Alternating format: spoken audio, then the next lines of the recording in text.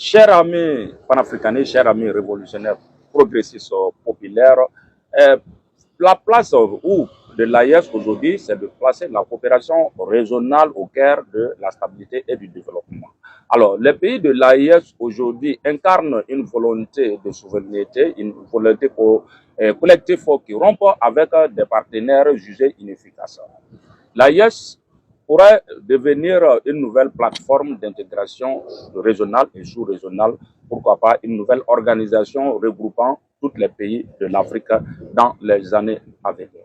Alors, la récente visite du ministre sénégalais de la Défense au Niger en illustre que les pays de l'AES sont fréquentables.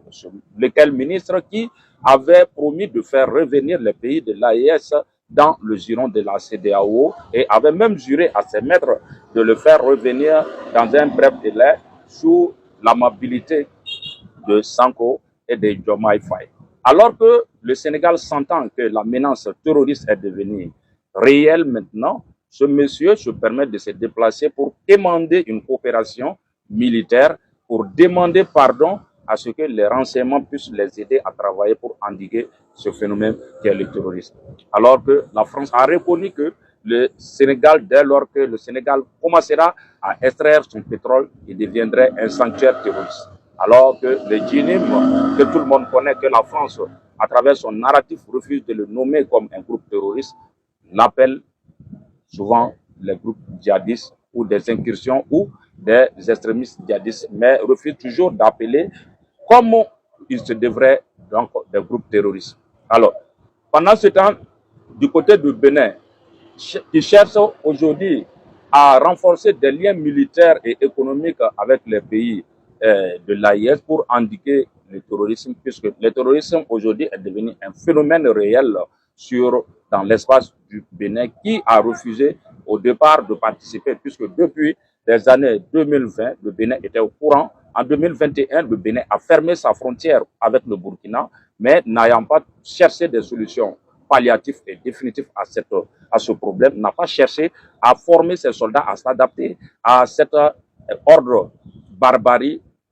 créé de toutes pièces par les forces du mal occidental otanienne et où la France en est le maître qui donne des instructions de déstabilisation de pays ouest africains afin de leur empêcher d'aller vers une souveraineté dans laquelle ils seront dépendants de cette France. Alors, du côté du Togo, là-bas, ils expriment leur volonté manifeste à vouloir rejoindre l'AIS, car il y a des sondages qui l'ont dit, qui l'ont affirmé, plus de 50% des gens sont d'accord pour qu'ils puissent rejoindre l'AES.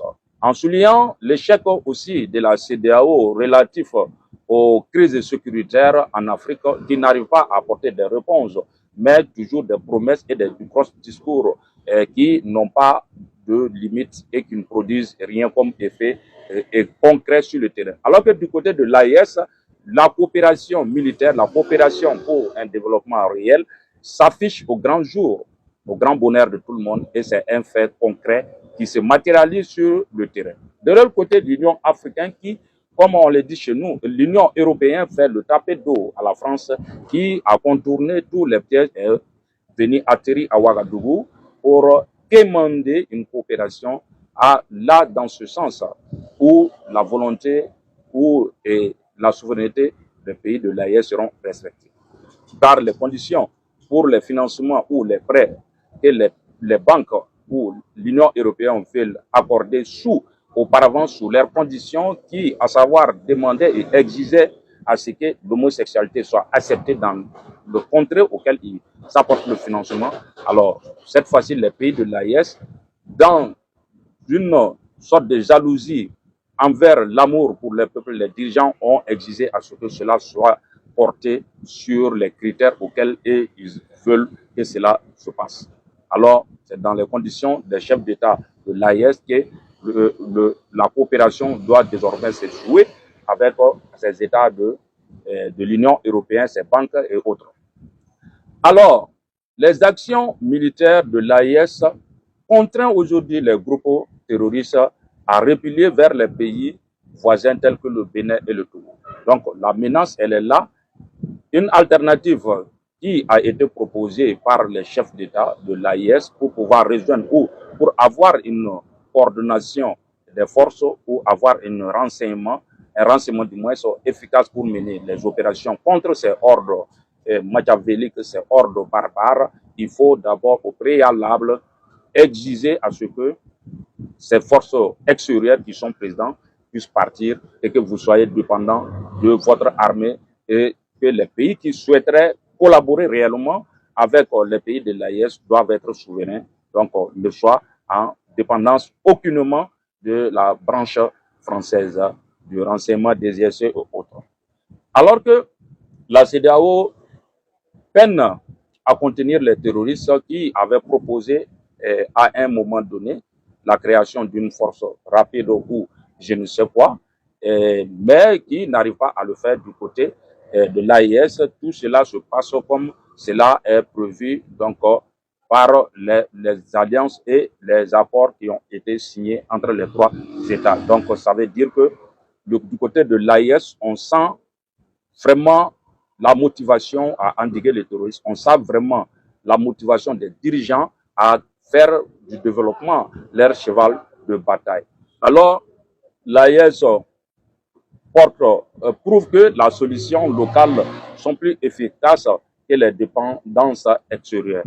Le succès de l'AIS pourrait inspirer une refonte de l'alliance, en tout cas dans l'Afrique et particulièrement en Afrique de l'Ouest. Donc des alliances sont inspirées et ça va redessiner les accords avec la France. Voici pourquoi l'ancienne puissance coloniale a peur et ne veut pas affronter. Ils cherchent par tous les moyens et voies pour pouvoir dissuader nos États à aller dans une réelle souveraineté contre les forces du mal.